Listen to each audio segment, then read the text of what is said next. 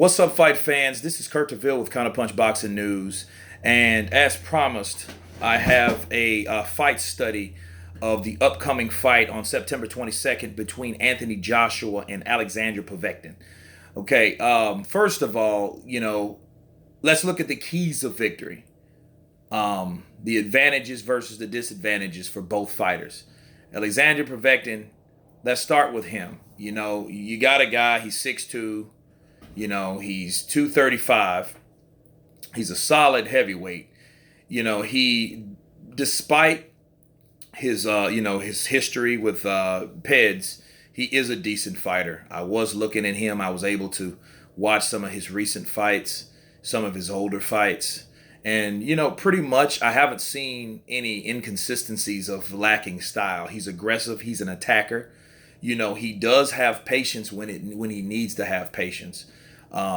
He is, he's what, 38, 39 years old. But he still has a solid right hand, and Anthony Joshua has to watch that right hand because he can get hurt with that right, and then if he knows how to press the attack. So if he does get you hurt and the size of him, he can possibly get up under Anthony Joshua if he can hurt him and catch him with that right. Because his jab is decent, but he's an aggressive fighter. He likes to set up the right hand set up the right hand with the hook. Because he does have a great offense in the inside game. So he's a little bit more aggressive than someone like Joseph Parker, and I think he hits harder than someone like Joseph Parker. Joseph Parker's a decent puncher himself, but I think Alexander hits harder than he does. That's why this is a dangerous fight. Coming from someone with one loss, and that was to Klitschko. Of course, I don't believe in triangle theory, so yeah, this is still a dangerous fight. As far as Anthony Joshua has a good jab, but the question is, Anthony Joshua, he has great solid fundamentals. He knows how to box, and he does have an advantage is his height and his length.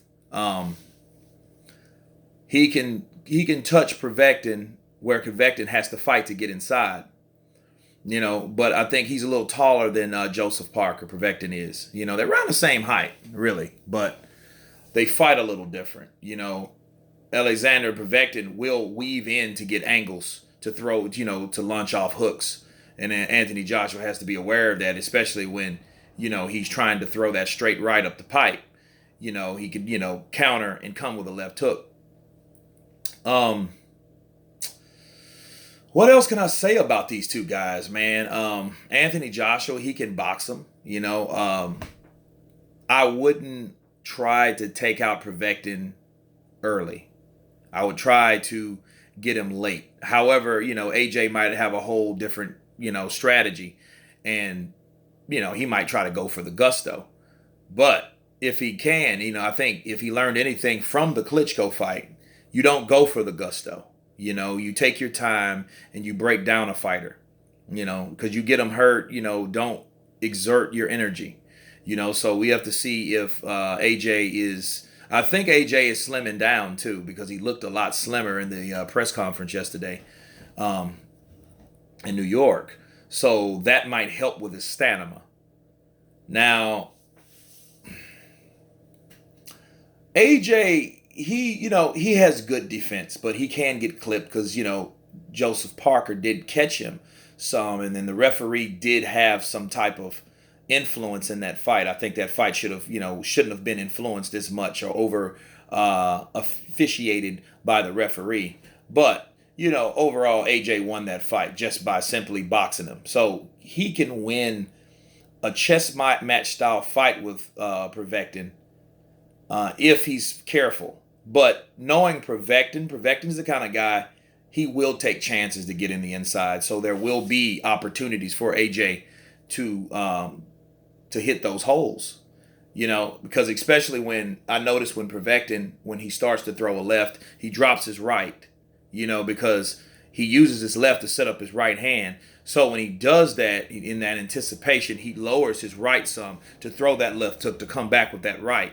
And those are also tools that he would use to get in the inside of AJ. So hopefully he won't do that too far away from AJ, because if he can get caught easily, because that right from AJ is right there. And Klitschko has his own punishing power, and then that disrupted Provetkin. But can AJ do that? So AJ has to prove that he can do that.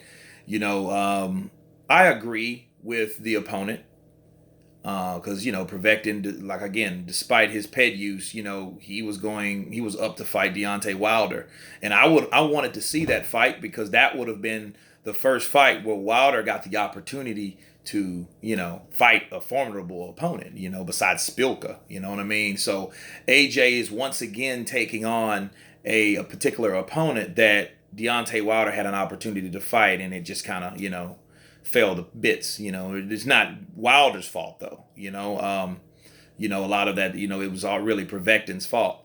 But understand this: Provetkin has something to prove, because this might be the only time that he gets an opportunity to fight for the title. So this is a dangerous fight. Make no mistake about it. Because AJ has a lot of pressure on him. Everybody wants to fight him. Provetkin is next in line, September 22nd, 2018. And I think Provetkin will come ready. I think he's hungry. I think he's the type of fighter that knows what's at stake. And he's like a chained dog. You know what I mean? He's ready to show people what it is. And we will tell if he suffers from ring rust. We'll be able to tell that from this fight. So a lot of questions will be answered with this. But I think AJ can take out Provetkin if he doesn't get too careless on trying to trade on the insides with someone like Provetkin. Because AJ does get aggressive himself, and he likes knockouts. And I think also Anthony Joshua, he's a fan favorite. He's at home at Wembley in front of all these particular fans. He might feel obligated to put on a different performance because of the last performance. So it's pressure on him. So he might want to press for a knockout. Okay. So mentally he might have that desire to knock out Provetkin, and make another statement for his resume. However, doing so is very dangerous on top of someone that's been waiting to fight a champion for a long time, since Klitschko. Okay, so you got two guys that are going to come in. I don't think it will be a chess match at all. I think it's going to be a very exciting fight because of these two factors. Of a hungry dog that's been on a leash for a long time, that has all types of other obligations and allegations against him, and he's just getting set free. Then you have a guy that was coming off a unification fight, right? And it was a chess match fight, which didn't really satisfy a lot of fans on how the decision or how the fight rolled out. On top of having a rival that had a great fight with Deontay Wilder and Luis Ortiz, which was an awesome action-packed fight. You know what I mean? So, those two reasons, or those reasons alone, will make this a good fight. So, let's just stay tuned. This concludes my fight study about these particular guys. What else? Yeah, AJ, he just can't get careless. He can't get careless. I don't think he should stay on the line, because I think sometimes he does have a habit of just staying on the line. He does weave well with upper body movement, and he's going to need that against a guy like Provetkin, because Provetkin can hook and he can punch. Okay, and then when if someone that hungry, and I feel he's going to be hungry, despite the ring rust, because I think it'll be a little ring rust, but he's going to be antsy. So he's going to want to attack in the inside. So AJ is going to need to weave, which I know he's pretty good at doing, because he's shown that in the past, and really just be cautious. But at the same time, mentally, again, he's going to want to put on a good fight. So that would be the conflict on these particular fighters. So you guys tell me what you think about this fight study. Please leave your comments, your point of view below in the description box. And please subscribe. You guys been Counterpunched. Peace.